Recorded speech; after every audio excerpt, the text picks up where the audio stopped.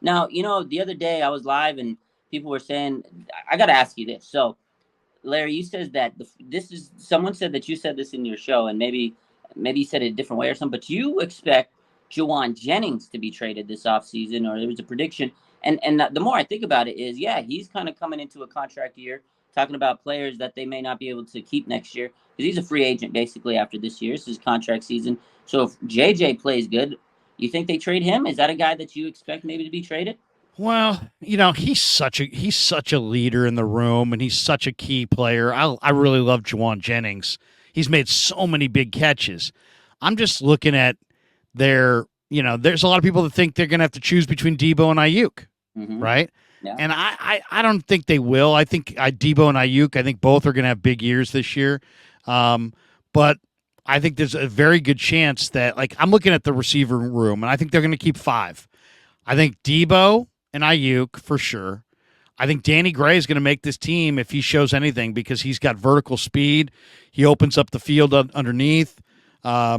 He's your vertical threat, and he creates a lot of space. And for a play caller like Shanahan, that's not just like, that's a nice little luxury. No, it's a necessity.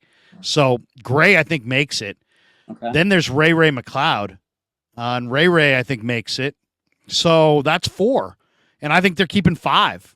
So Yeah. then it comes down to, I think, what's going to be a old fashioned, knockdown, drag out, a battle royale between Ronnie Bell, Tay Martin, and Jauan Jennings. Yeah.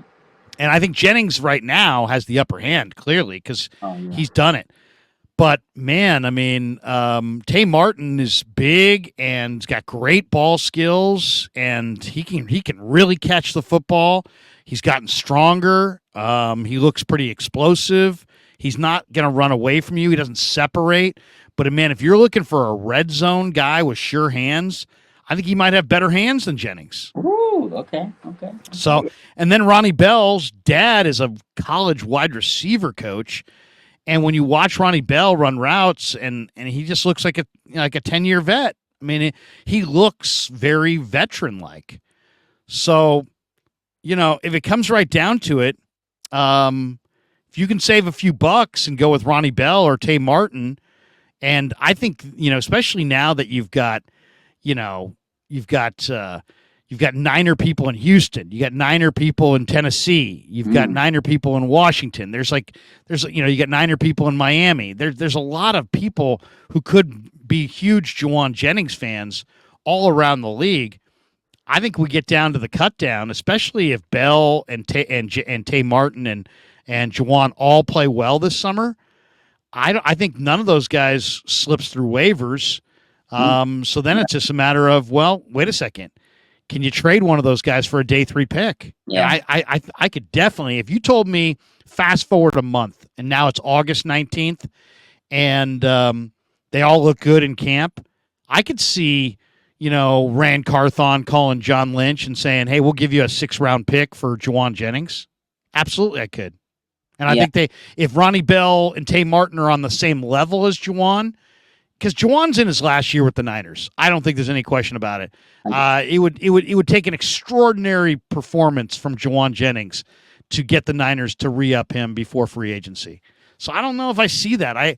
And as much as I like Jauan and have great respect for him, um, if Ronnie Bell and Tay Martin play well, I think they're probably going to take Jauan's job, and Jauan might be pawned for a pick. That's the way I see it. I can see that. And the thing is, you're right, because the 49ers, I think that wide receiver battle is probably going to be one of the most entertaining in camp because of what you just said. There's so many young, talented players that are hungry that could take that next step. And you're absolutely right. Is if they were to cut one of those guys, they're not going to go to the practice squad. They're going to get claimed by someone. So if the 49ers want to get something out of one of those guys, they can trade him. Now, the guy that I'm not gonna say I'm skeptical about him, but he still has a lot to prove. Is Danny Gray, and I know a lot of people are expecting bigger things from him this year. I still think there's things he has to work on. Last year he was a rookie, and Kyle, for his receivers, he really wants you to be physical. He needs you to be stronger and learn how to block. So I still think this is another developing year for him, and he has to make the most of those opportunities. So I kind of put Danny Gray in that group that you had. I think Jennings makes it easy. Wide receiver 3, wide receiver 4 with Ray being your special teamer. I mean, Ray is going to give you so much value because of the special teams. Now, if those other guys step up and they show they can do what Ray does, then yeah, you got some competition there. But I still want to see a little bit more out of Danny Gray. Like, yes, he's a great vertical threat, but I have to see it from him more consistently. And again, he needs to be physical because that's what Kyle wants. He wants you to block, right? No block, no rock.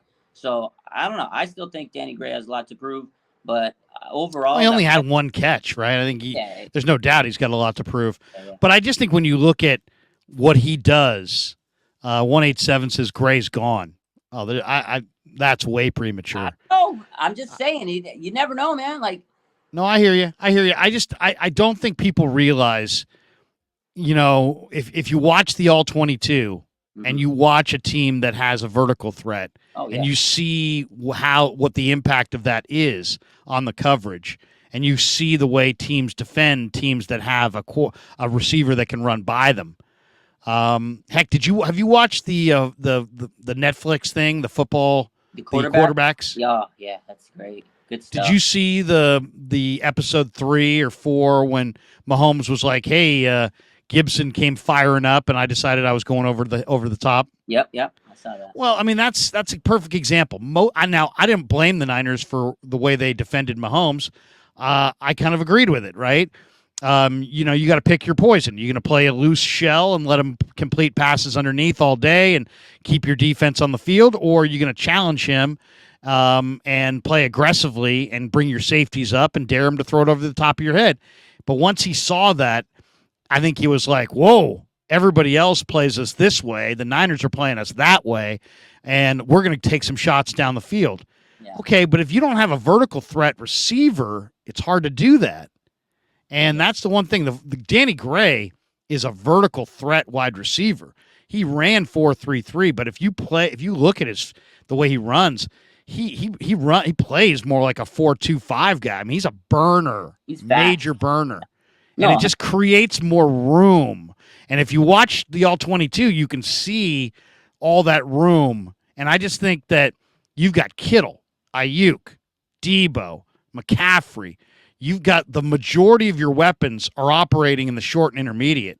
Yeah. So Danny Gray, and I've talked to Shanahan about this before. It's like there's real value in having a guy that can run by you, so that safeties have to play you honest. So they're not just in this leaning forward mode. So they're almost like leaning on their heels because they're worried about the vertical guy running by them. I think if you cut Gray, you get defended way differently. So I think Gray is going to be here. But you're right. It's go time for him. He made one catch. You got to do more than that. But I still have that thought of Trey Lance going up top in the Green Bay preseason game. Yeah, we all do. And even in training camp, because there was times where Danny Gray was turning heads. I remember the joint practice was in Minnesota last year, and he makes this spectacular sideline grab, and you're like, oh my God. So we know he has those capabilities, and you're absolutely right. It creates more space in the offense, and it makes defenses have to play us a little bit more honest. But the thing, like, my issue is with Shanahan, maybe it's not with other coaches, but Shanahan, like, he won't even give this guy an opportunity if he can't be a physical guy and show that. So if he can be a willing blocker and show that early in camp, then yeah, he'll get those opportunities, and then he just has to make the most of them. And I think the other issue is he's just got to be able to separate a little bit more consistently against those DBs, because you can have speed, but if you can't separate early and utilize that speed, then you're no good. Your speed is no good. So I agree with what you said, Larry, is he does have that ability to stretch the field and create more space, but he's got to, like you said, hone his craft, and it's go time. I want to see Danny Gray be that I love seeing 70-yard touchdowns. Are you kidding me? That's like so much fun. But I hope he makes a big improvement this year. I hope he bulked up. It'll be interesting to see. He's definitely a little stronger. Okay. I saw him in minicamp, and he's definitely a little stronger upper body, a little stronger on the legs.